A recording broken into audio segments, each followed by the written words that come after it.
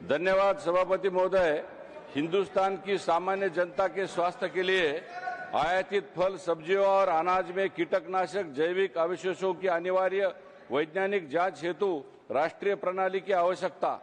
माननीय सभापति महोदय, मैं आपके माध्यम से सरकार का ध्यान एक अत्यंत महत्वपूर्ण हिंदुस्तान की जनता की स्वास्थ्य से जुड़े विषय की ओर आकर्षित करना चाहता हूं।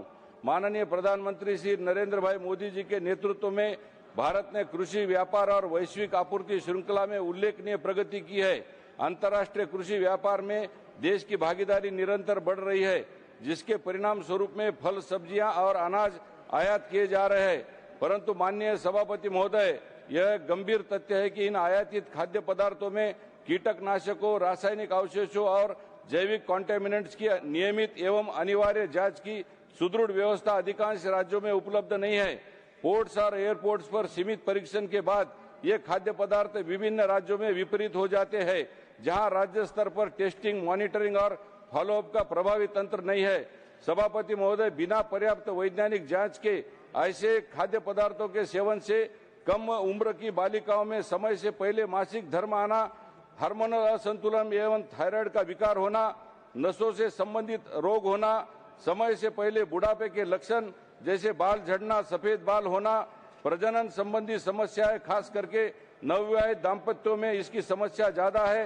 कैंसर जैसी गंभीर बीमारियां भी अभी बढ़ रही है। इसका प्रभाव विशेष रूप से बच्चे, गर्भवती महिलाओं और वरिष्ठ नागरिकों पर पड़ रहा है।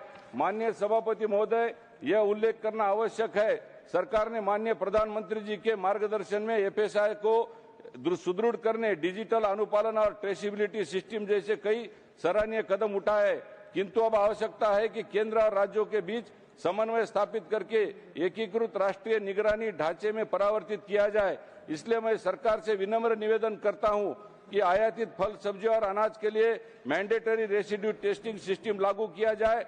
साथ साथ पोर्ट और एयरपोर्ट के में एनएबीएल एक्रीडेटेड लैबोरेटरीज की स्थापना की जाए और एफएसएसआई, कस्टम्स और राज्य सरकारों के बीच एक इंटीग्रेटेड सर्विलांस फ्रेमवर्क विकसित किया जाए।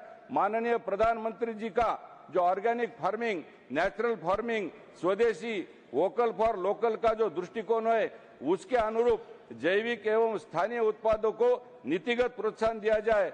माननीय सभापति महोदय, यह एक मजबूत वैज्ञानिक और टेस्टिंग सिस्टम जो केंद्र के साथ राज्यों में प्रभावी रूप से लागू हो, तो इसकी वजह से हिंदुस्तान के नागरिकों का स्वास्थ्य की रक्षा भी होगी, बल्कि भारत की वैश्विक विश्वसनीयता, खाद्य सुरक्षा को सुदृढ़ करेगा। यह नीति केवल राष्ट्र के भविष्य के लिए नहीं, बल्कि जनजीवन की सुरक्षा का विषय है।